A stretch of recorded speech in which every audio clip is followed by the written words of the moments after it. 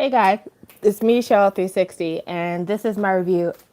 Excuse me, sorry. This is my review of Chapter 5 of the book Shine by Jessica Jung.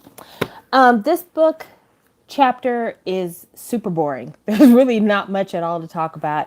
It literally takes place one day at her school, and it mostly talks about like how wealthy the school is that she goes to. That's the bulk of this chapter. Yes, she does discuss kind of the aftermath of her whole throwing up episode.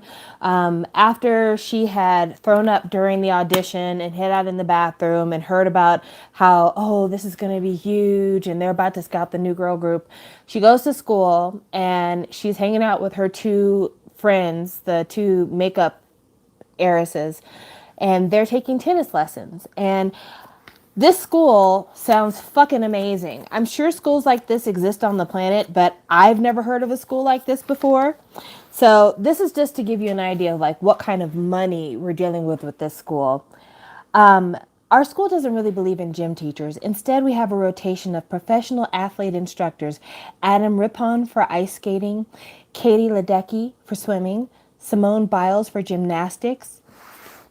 Really, really, really.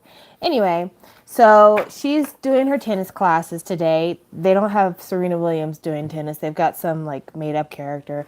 And her friends are talking about the fact that she totally screwed things up. Not only that, but apparently DB Entertainment on their official Instagram page included a clip of Jason and Mina singing together since Mina got the duet.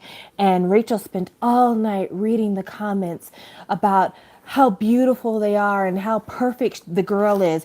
And let me read you something that I have to say, I feel like it's weird that this is included in the book because I do not believe that this is how it would play out in real life based on the interactions that Jessica and the rest of Girls' Generation got when they were active idols and the way that people talk about folks now. So she's talking about how she went online and she looked at all of the different comments that people were leaving. These are the comments. Debak, I've been waiting my whole life for a Jason Lee solo, and this girl, so pretty. If she's singing with Jason, she must be the best trainee at DB. They look so good together. Imagine the babies they would make. Now listen, y'all. I have been a follower of K-pop since 2012, and I have never in my entire life of K-pop seen any trainee duet with an idol or be in an idol's video and the general public be like, oh, she's so beautiful, they should get together and have babies. That has never happened. It just never happened.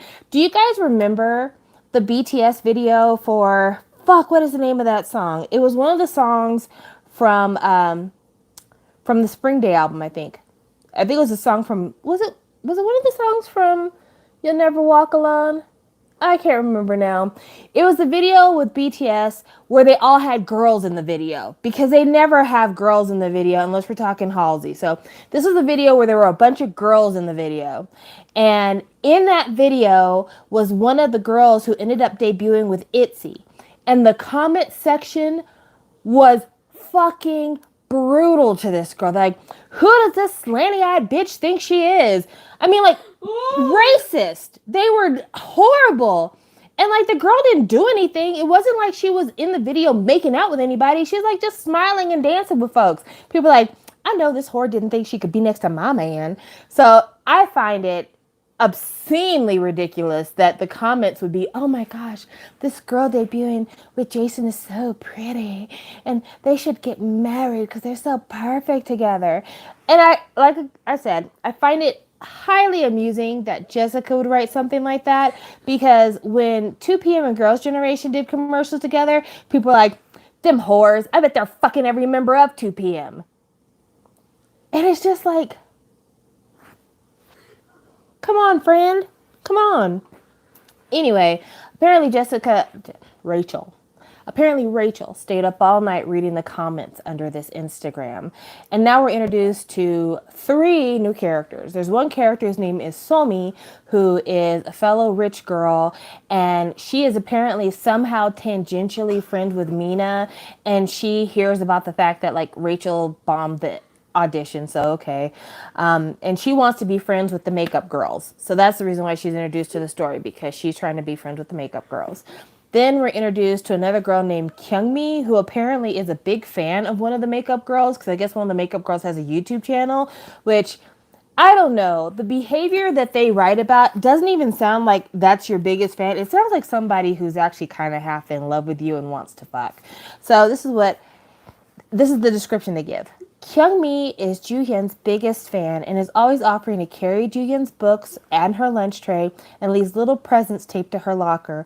Once she even brought a puppy to school for Joohyun to play with between classes, but the principal made her take it home when it peed all over the putting greens in the south lawn. But this is the first time she's ever spoken to me. Leaves you presents, carries your books, carries your tray, buys you a puppy.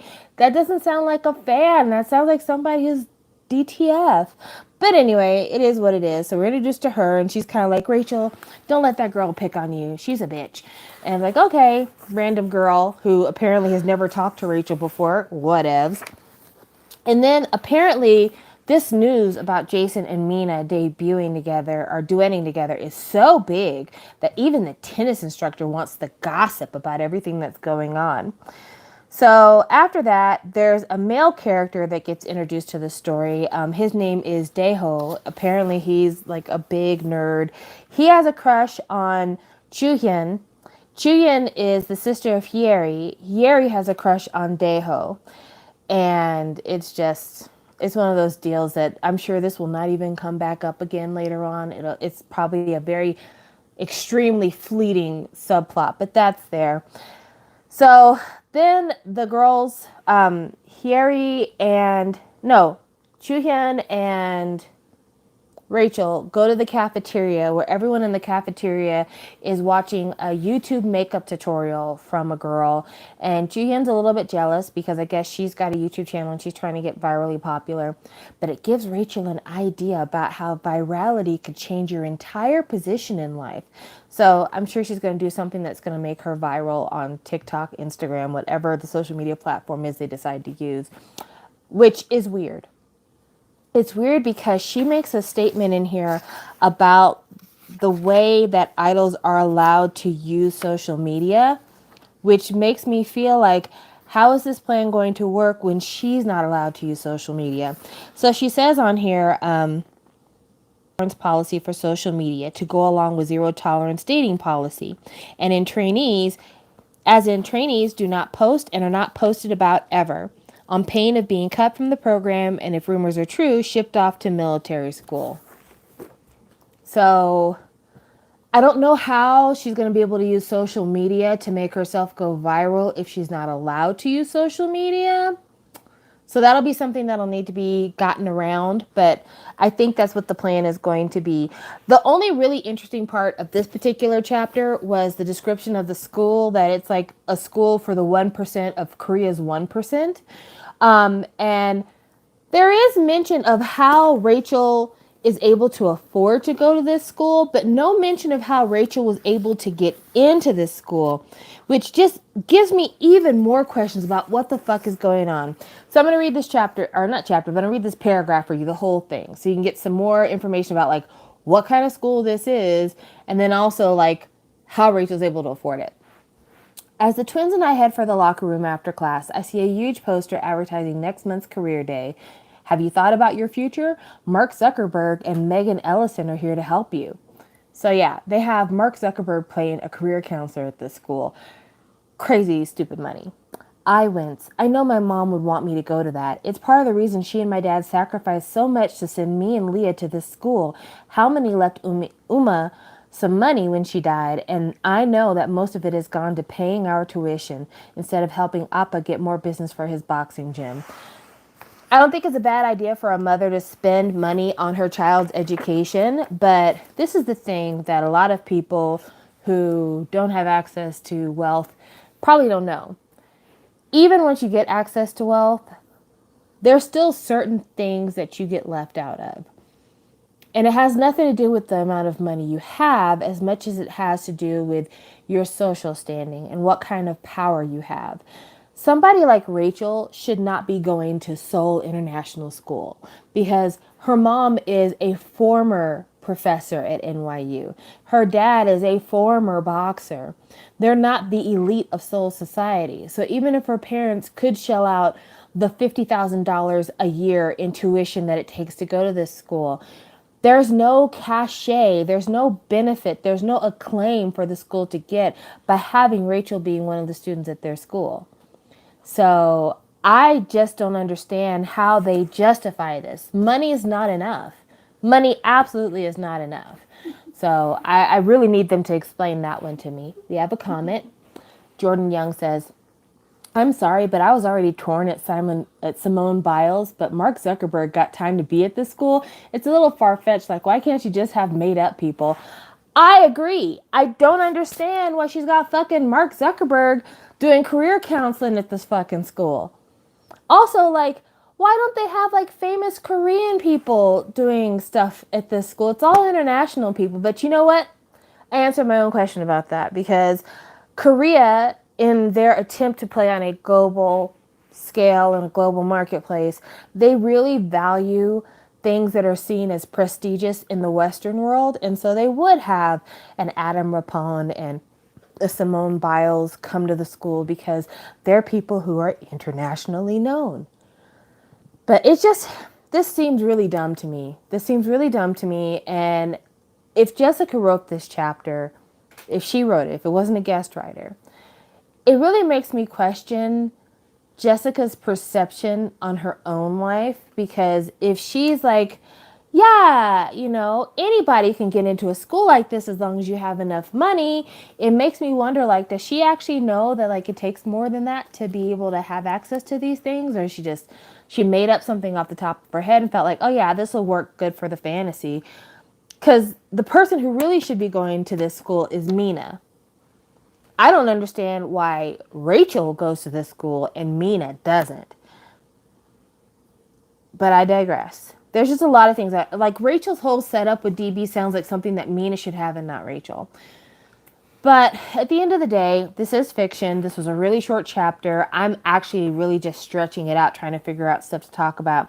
There is one thing I'm going to talk about, though, and in subsequent presses of this book, Jessica, I need you to fix this.